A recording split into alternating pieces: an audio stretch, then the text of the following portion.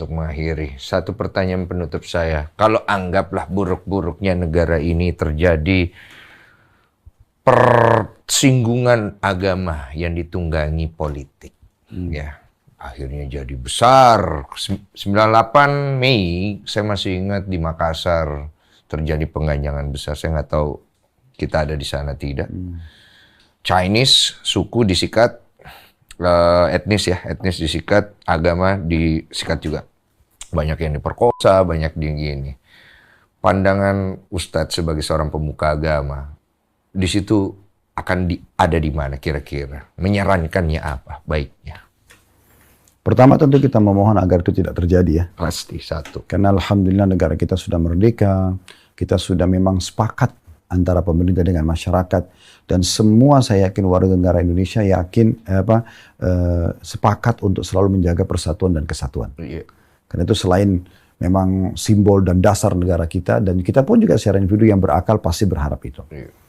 Dan juga peraturan pemerintah sudah ada, bagi yang membuat keonaran, kekacauan akan dihukum, akan ditindak. Apakah dia membawa nama agama, atau membawa nama suku, atau nama yang lainnya. Iya. Gitu kan?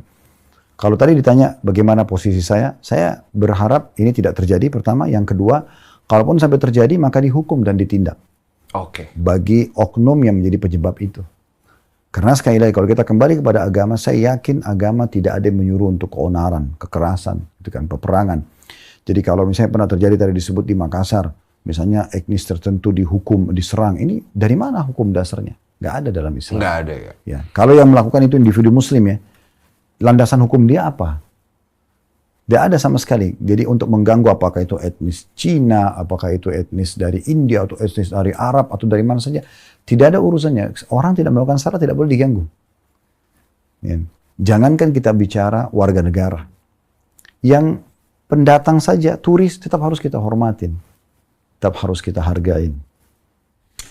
Cakep. Itu bagus sekali ya. Jadi kita sama-sama paham batasannya ada di mana. Nanti kita ngobrol lebih jauh lagi lah.